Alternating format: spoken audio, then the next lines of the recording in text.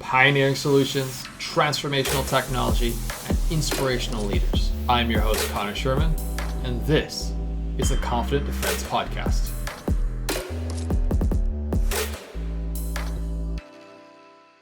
Welcome to the Confident Defense Podcast. I'm your host, Connor, and today we've got a guest that, without stretching, it is really easy to say that he is both a visionary and an innovative technological leader. He has a history of driving global business strategy and transformations therein. He has an extensive background in DevOps, infrastructure, enterprise applications, security, desktop services for the education and publishing industries. Sean has run engineering at Etsy. He was a CEO of xOps, a DevOps consulting company, and now serves as a CIO and CISO for Wiley. Sean, welcome to the show. Well, thank you, Connor. Really a pleasure to be here. Thank you for having me on the show.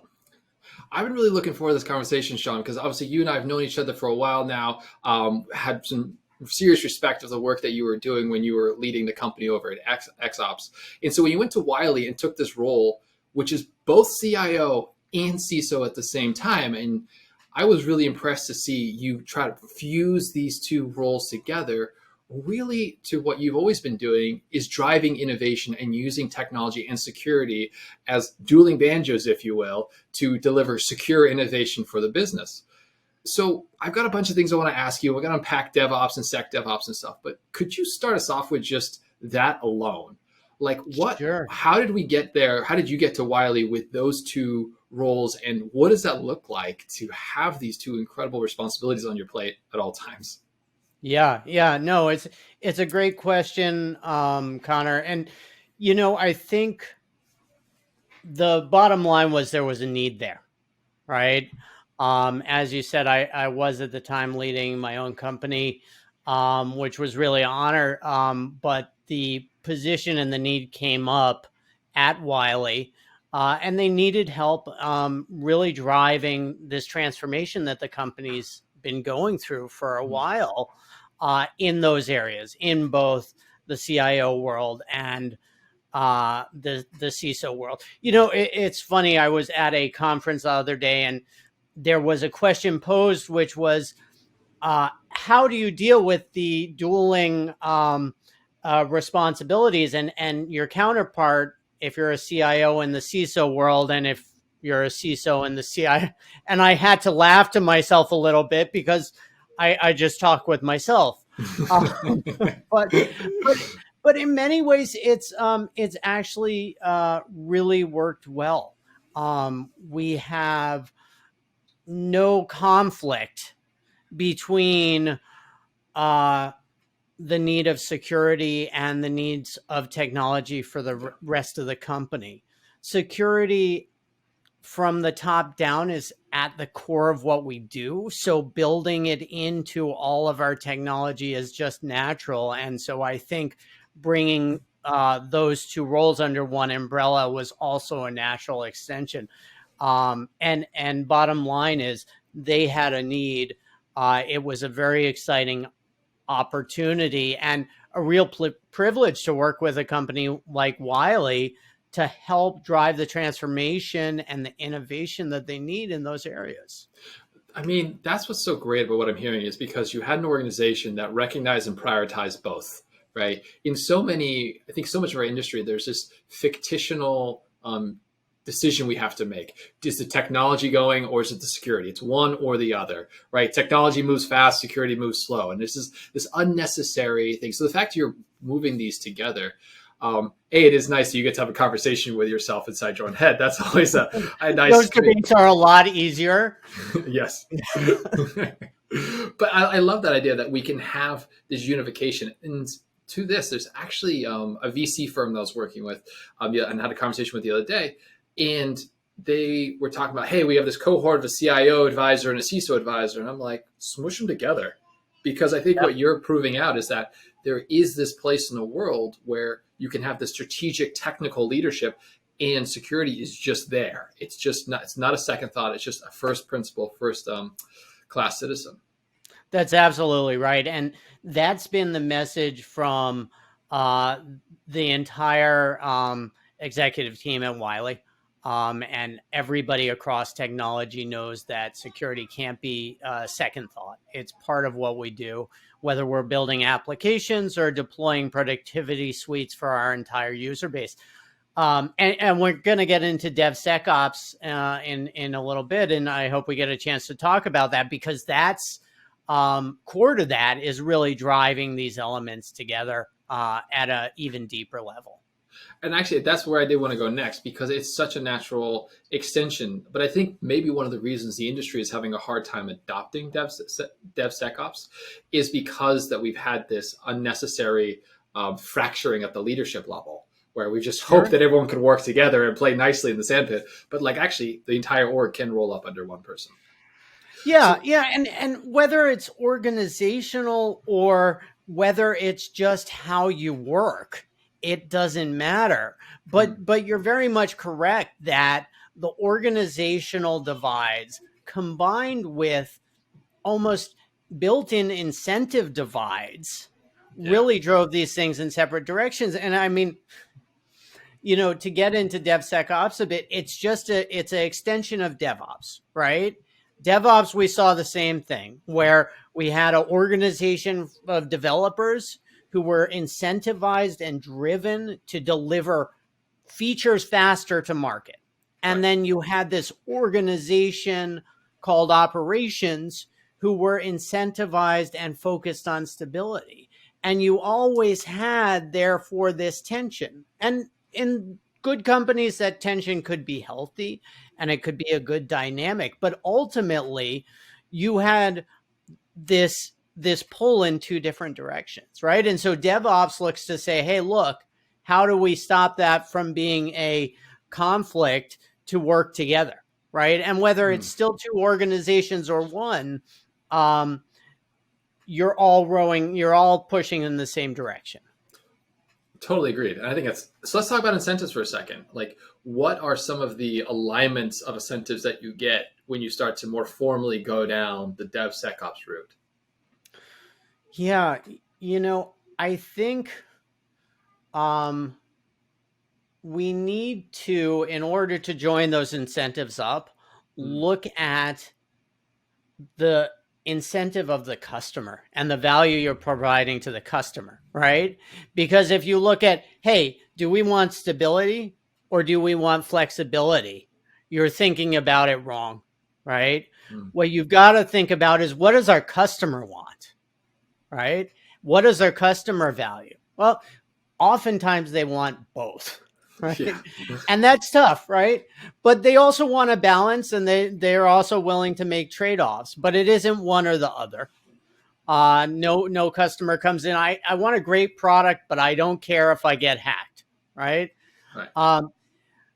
What we find when we start to look at how do we deliver on what the customer wants is that we're all targeting that. And in doing so, we're all working to develop secure software faster, right? And so people who are focused on security are saying, how do we do that quicker? People who have a deep understanding of building applications are saying, how do we do that more secure? And again, even if it's two separate groups, they're working together towards the same goal. And it sounds like that North Star that you're describing is getting outside of the organization, saying, why are we here and who are we serving? What does the customer want? And if we use the customer as the North Star versus our own internal agendas, our own internal whatever, then we started fighting chance of like getting everybody rowing in the right direction. That's exactly right. And then there's the practices, principles, and tools that and technologies that surround DevOps or DevSecOps are a natural outcropping of that desire to work together towards a North Star, as you say. So what are some of the tools and techniques that do start to come out of that when you start getting people moving forward? And I just love to see what you've got lots of experience in this area. Like, what are some of the things that people could start to think about, either organizing their teams around, organizing their technologies around, maybe metrics on measuring what success actually looks like when we have the North Star pointing in the right direction? Yeah. So I mean, let me start by taking a little step back and saying, first and foremost, again, it's about collaboration, right? And it's about working together. And I think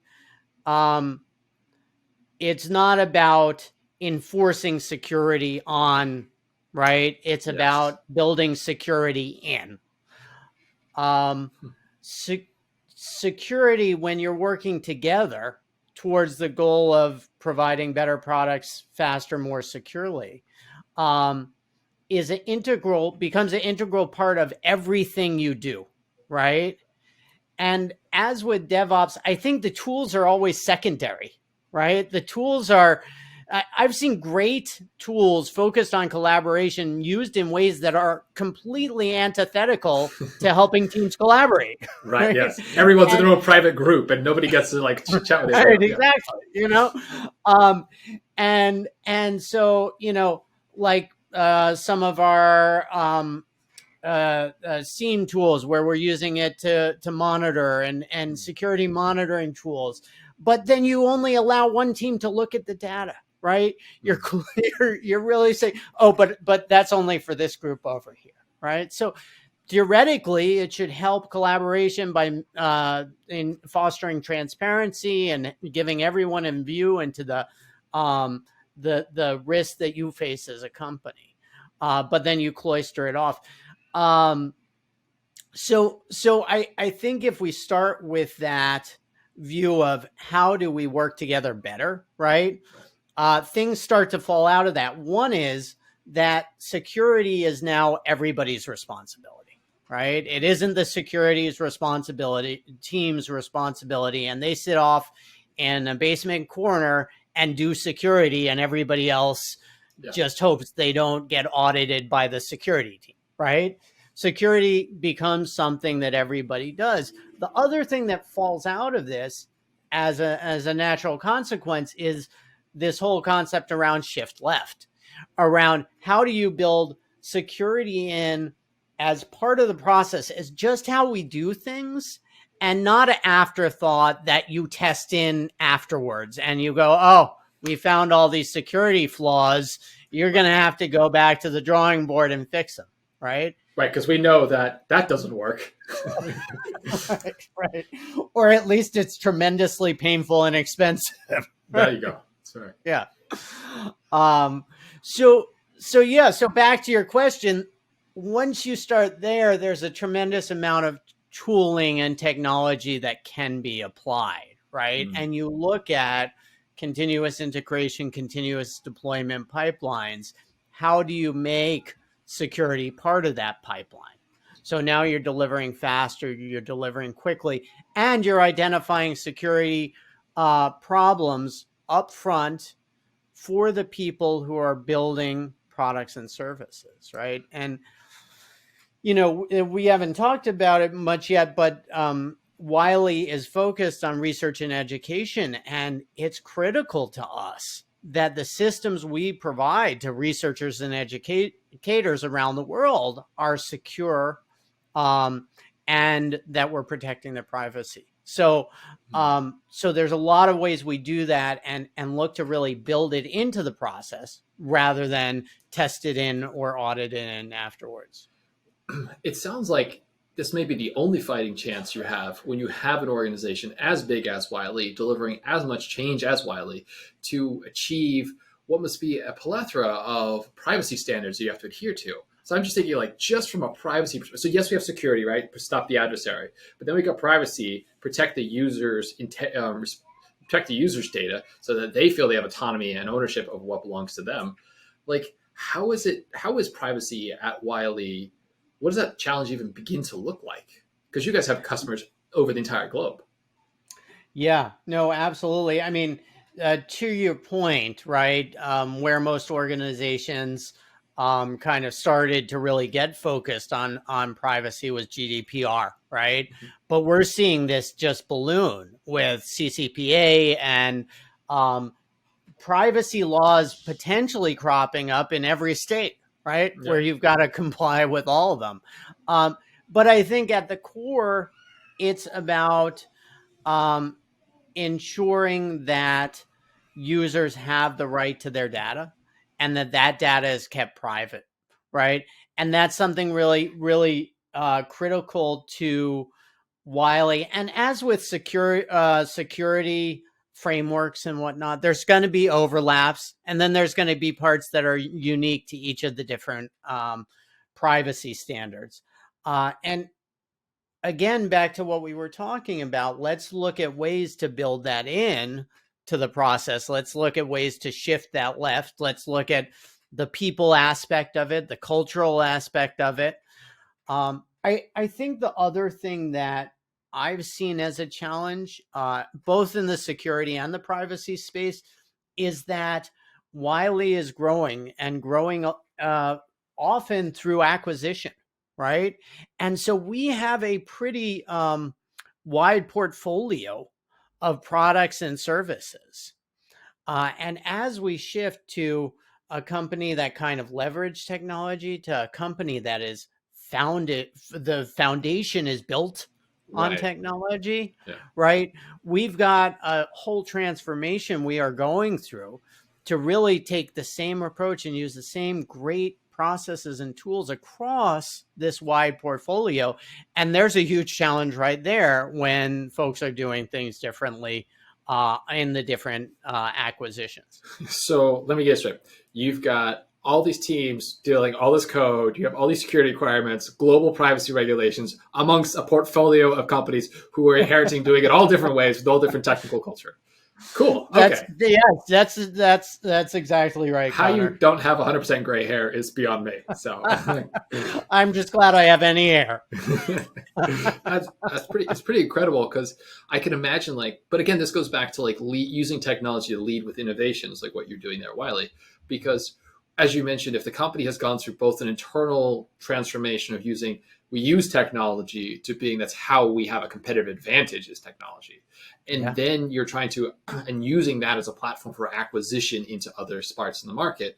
I mean, it sounds like you have been able to build something that most leaders hope to build, but you've done it at a larger scale, which is let's move us from the basement, as you referred to, the security in the basement or technology there, to the boardroom where we are really driving revenue, or really driving the growth of the organization with technology. Yeah, no. And that is a major transformation. I think more and more of the industry is realizing just the role of technology is playing. I was just talking about the changing role of the CIO, right? And part of that is from technology as an enabler to technology as the core, and that is from technology as a business as a business support to technology as a business driver.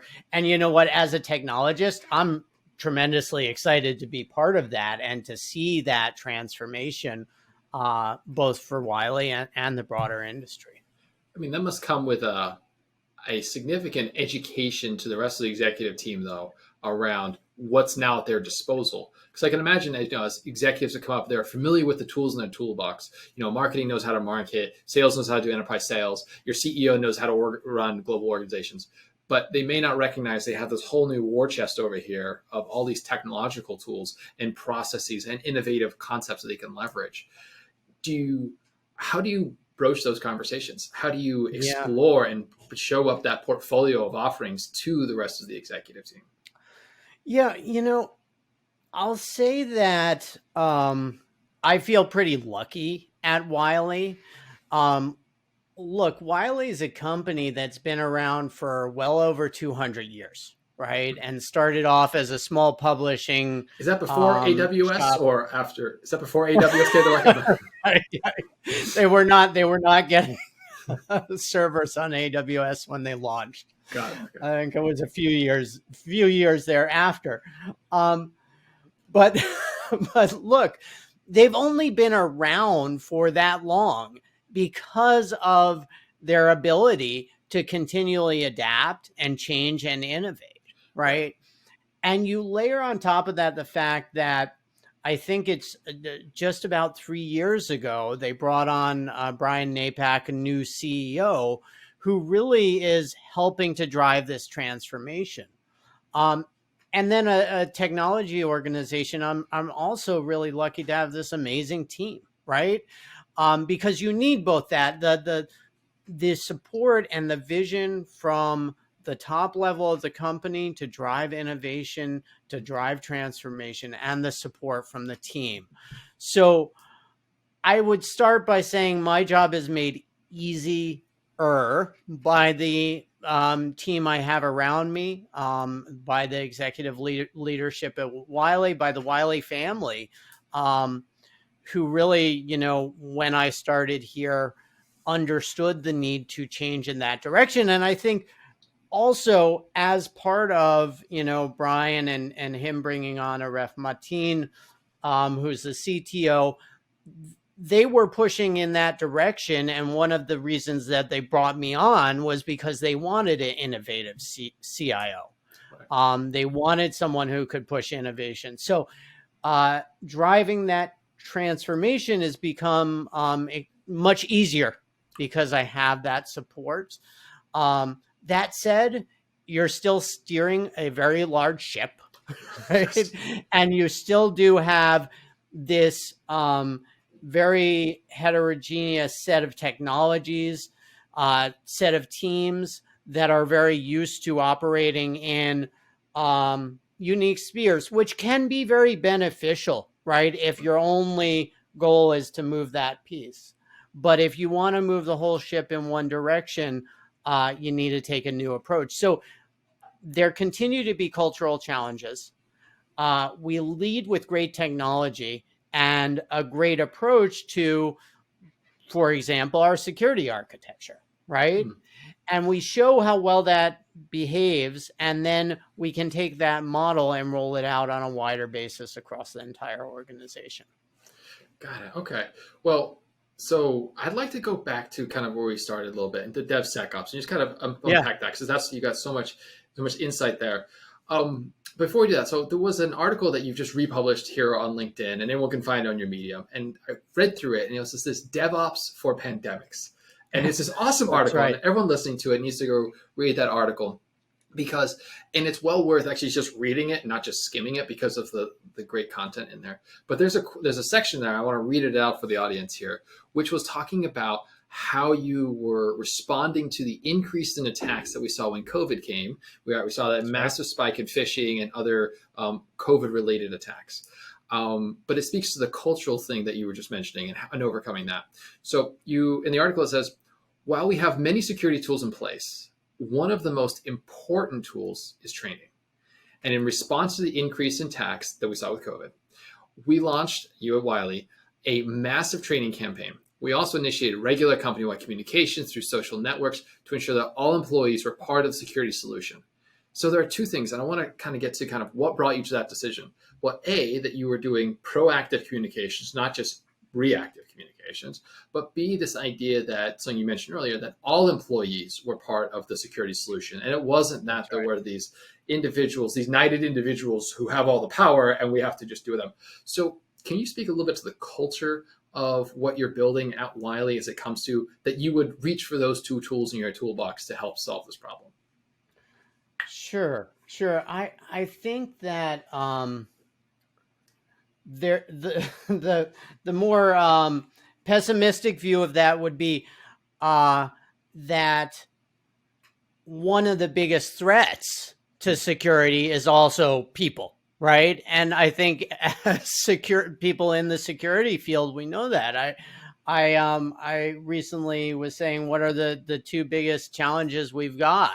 Hmm. And it's people and people, right? Okay. Yep. We can have the greatest, and that's our internal people, and then all the vendors and all the SaaS providers that we depend on, and all of their people, right? Because that ecosystem is huge.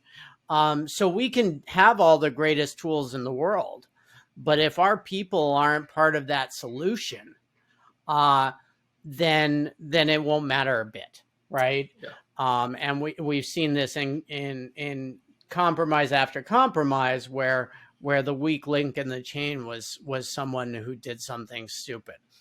Um, that's so.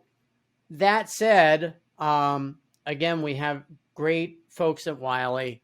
We're an education organization, so people who are focused on learning and open to it, which is, makes the job easier. But I'll also say just one of the core concepts of DevSecOps is collaboration, transparency, right, and continuous learning, right? Yeah. So those are kind of core things that I go to in any situation. And especially a situation where you see rapid change in an environment like a global pandemic, not only rapid change, rapid change, which we've never experienced before. Right. There's no playbook on this, right? The last one was 100 years ago, and we, again, didn't have AWS. So, very different tech stack back then. We were not too worried about the phishing campaigns. Exactly. 100 years ago. Right. There isn't. And I think, Connor, the other thing we see is that when you looked at the threat vectors, right, that were exposed due to the pandemic, right, we saw a couple of things. But one of them was certainly an uptick in phishing attacks, right?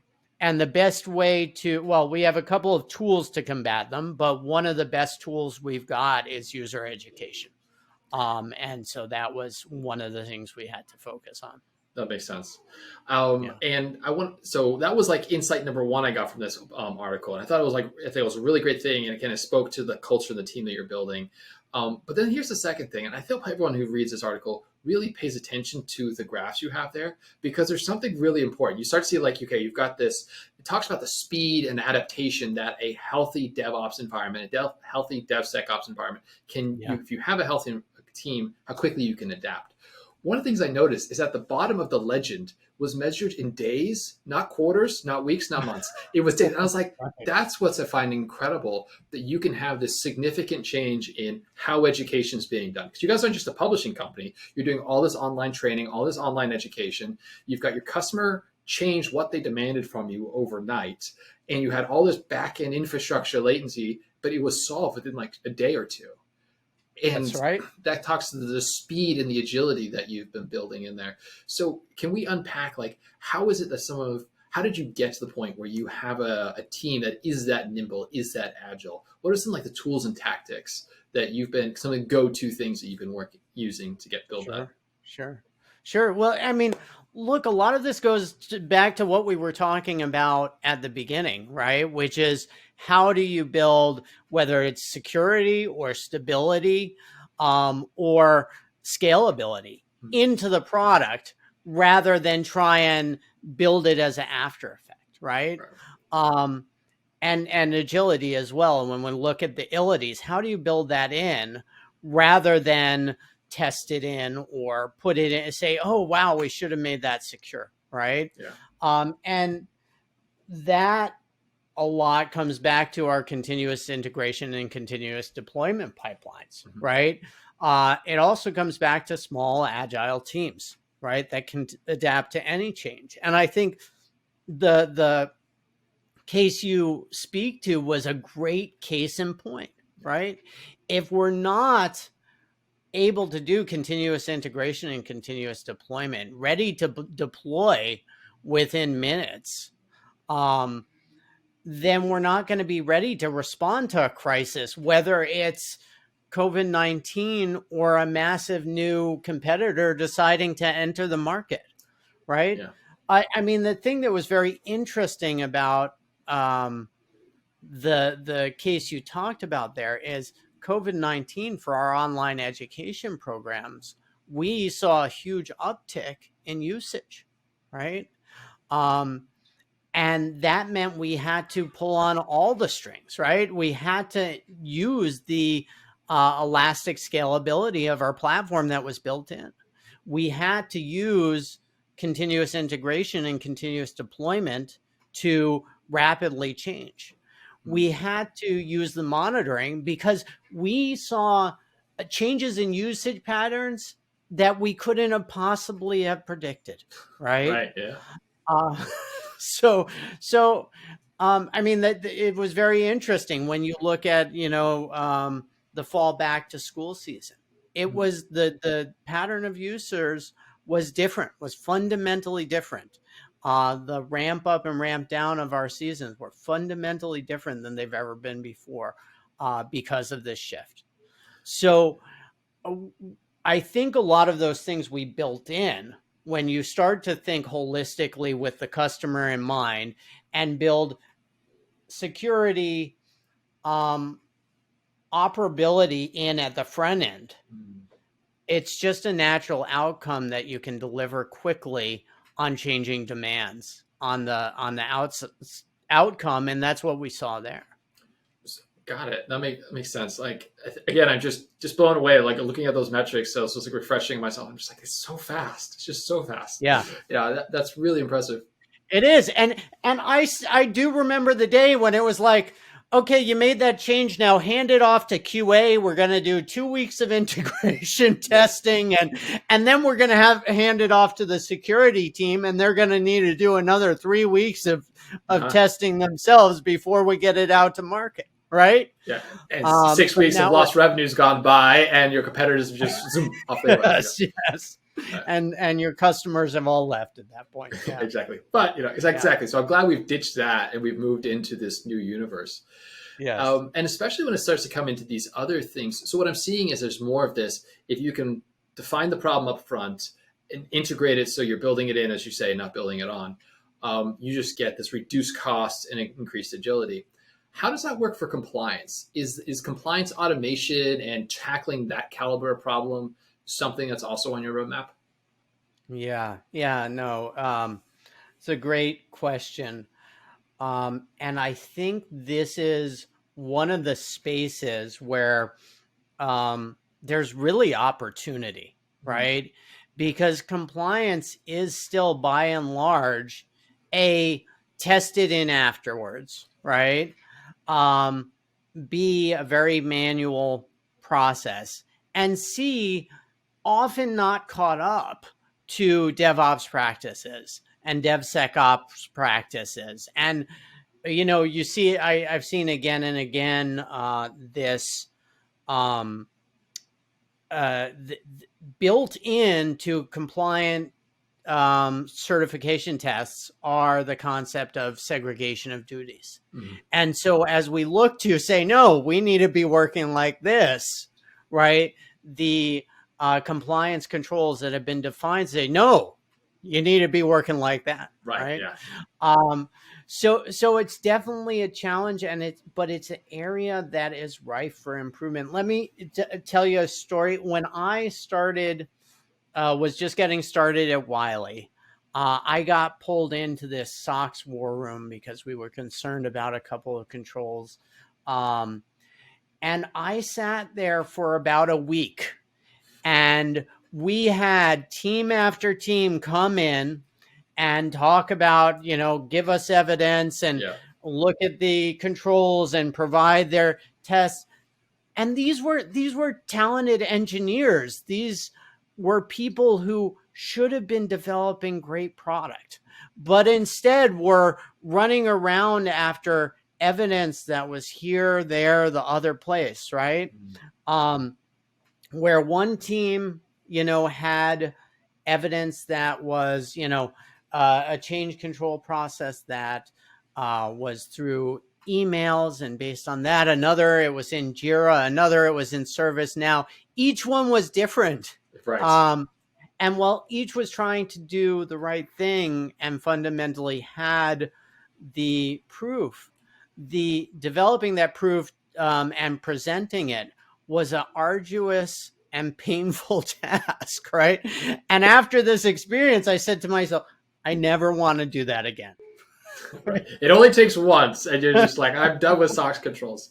No, because I can imagine, like, just if I don't know if anyone did the calculation, but like all those engineers, they would get paid. You just do that calculation. What was the cost of that exercise? And Yeah. it's a very real cost. It's millions of dollars. And even in well honed shops, Yeah. it's millions of dollars, right? Of people running around manually. So we are, on a journey to look at ways to automate that. And I think there's some very real opportunities there to save millions and millions of dollars.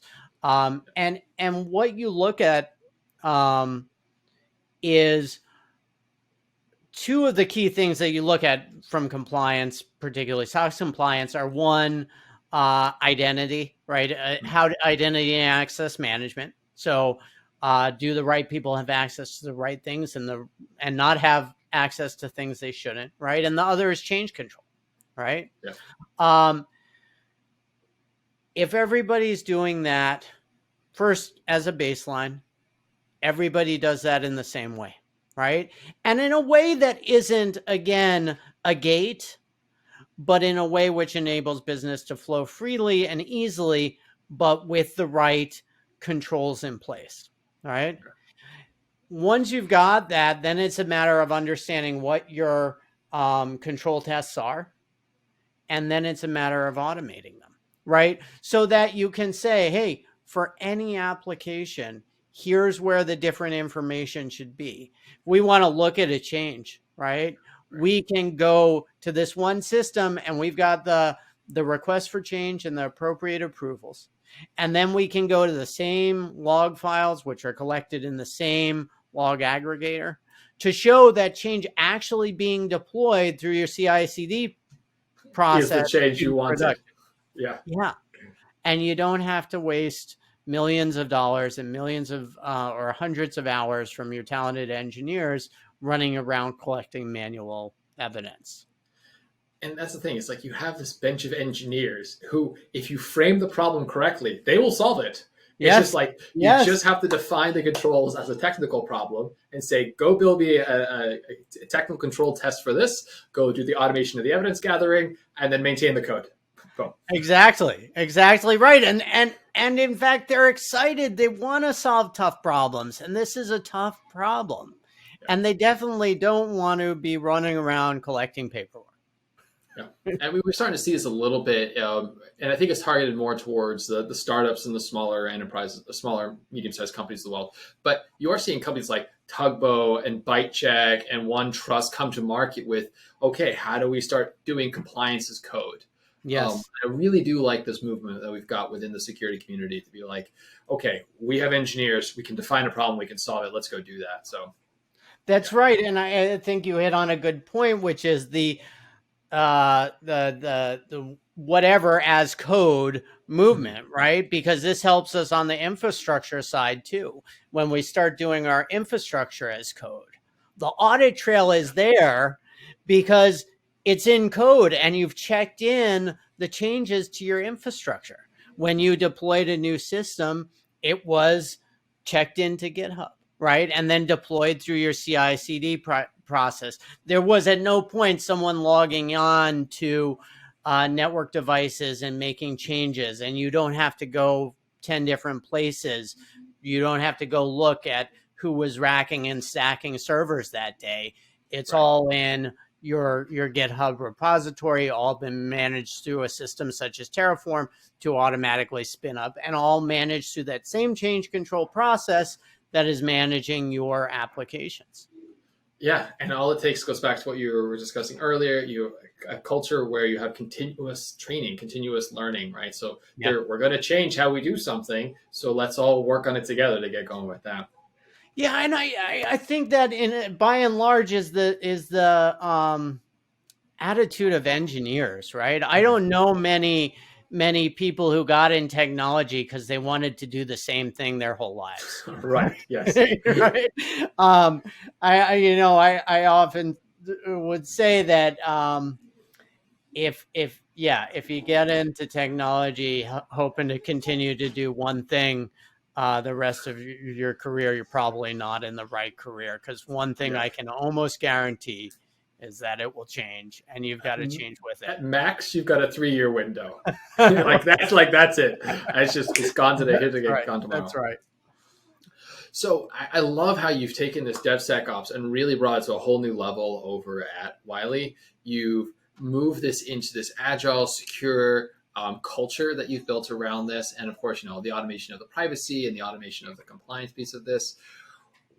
What are some of the things that you might encourage other CIOs or other CISOs to think through as they're either planning out their year ahead, as they are trying to move their companies to be a little more resilient, a little more have greater agility as they're supporting their innovative companies? Is there anything that you would say like you'd want to part with encouragement to the community on? Yeah, I guess I would say that one of the things that I love about DevSecOps, about DevOps, is that at its core, it's about collaboration, right? Mm-hmm. Collaboration, communication, transparency.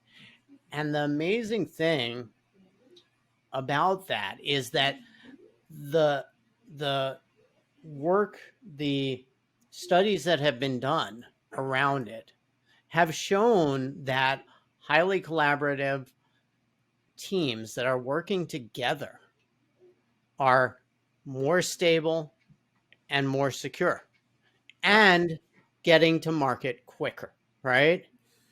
And so this is a wonderful shift in mindset where our jobs now can be about building collaboration.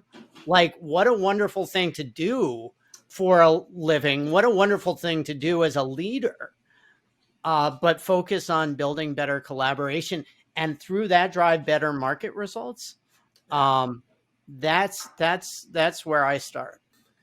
And Sean, there's no greater example of an organization that is as massive and as innovative as Wiley.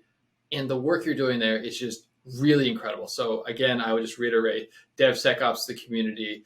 And of course, if anybody does want to reach out and connect with you, I'll link to all this in the show notes, but you're super active on Twitter and LinkedIn. So I'll encourage everyone to reach out to you at Sean D. Mack NYC over on Twitter, and the same thing over on LinkedIn as well. Or you can just take a look at the show notes below in the episode, and we'll be linked there as well. So Sean, thank you again for joining us.